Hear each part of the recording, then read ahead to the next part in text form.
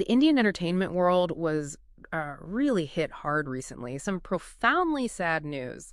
The sudden passing of actress and model Shefali Jariwala on June 27th. For many of you listening, she was instantly recognizable, wasn't she? The iconic Kaanta Laga Girl, or maybe from Bigg Boss 13. It was just such a shock, especially given how, well, vibrant she always seemed. Absolutely. And, the immediate aftermath was filled with a lot of speculation. These initial reports started spreading really fast cardiac arrest, they said. Yeah. But the Mumbai Police, they stepped in quickly, started a formal investigation, and they held back on confirming any cause pending the post-mortem. So it created this cloud of uncertainty right away. Right. So that's what we're diving into today, this unexpected tragedy.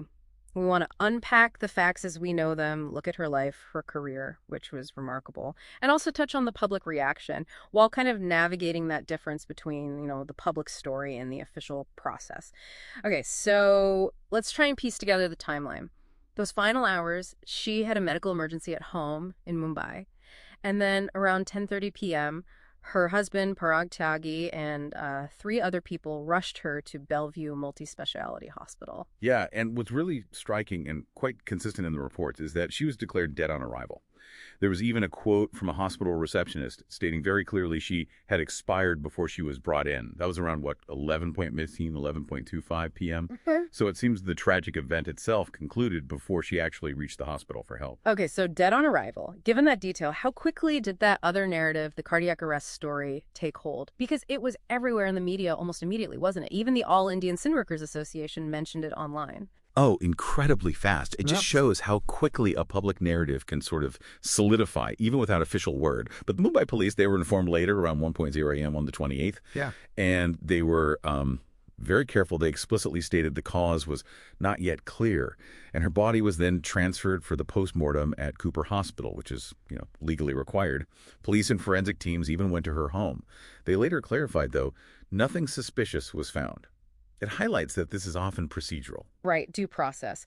But to really get why this hit so hard, we need to look at Shefali herself. Her life story is, fascinating. I mean, picture this. 2002, she's 19, an engineering student, and then boom, overnight fame with that Kaanta Laga remix video. It became this huge cultural moment.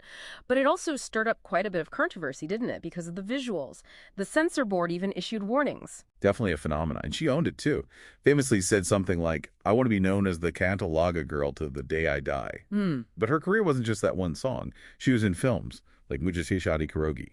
And then she had a huge comeback, really, on Bigg Boss 13. Her popularity just surged again. And what makes her story even more, I think, compelling is what was going on behind the scenes, her resilience. She actually battled epilepsy for 15 years, got diagnosed when she was just 15.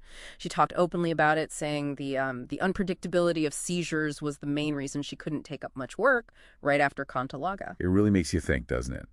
The kind of personal strength that takes, managing a chronic illness like that, especially under the public gaze. And the amazing part is she'd overcome it. She was proudly seizure-free for over 9 years before she passed. It completely reframes her career, Not just a one-hit wonder, but someone who persevered through significant challenges. Her personal life showed resilience, too.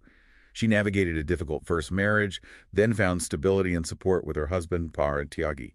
It's layered. And then there's the digital footprint.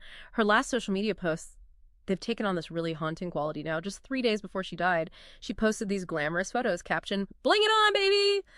Those went viral afterwards, just reflecting the sheer shock because she looked so well. Yeah, that's jarring. But what's even more, unsettling maybe, is her final post on X, Twitter, from September 2024. It was a tribute to Siddharth Shukla, her friend, her Bigg Boss 13 co-contestant who died 3 years earlier. She wrote, "Thinking of you today, mere dust, my friend." And the parallels, they're just uncanny. It's hard not to notice. Both beloved Bigg Boss 13 figures, both died suddenly, unexpectedly young. Shefali at 42, Siddharth was 40. Both initial reports mentioned sudden cardiac events, both declared dead on arrival. It's this coincidence that's really shaped how people are mourning. Another co-contestant even said the Bigg Boss house felt, quote, cursed. Understandable reaction given the circumstances. And the grief from the industry, from fans, it was just immediate, overwhelming. We saw those heartbreaking pictures of her husband, her mother, just completely shattered. Though the family, understandably, is waiting for the post-mortem results before they announce any funeral plans or make an official statement.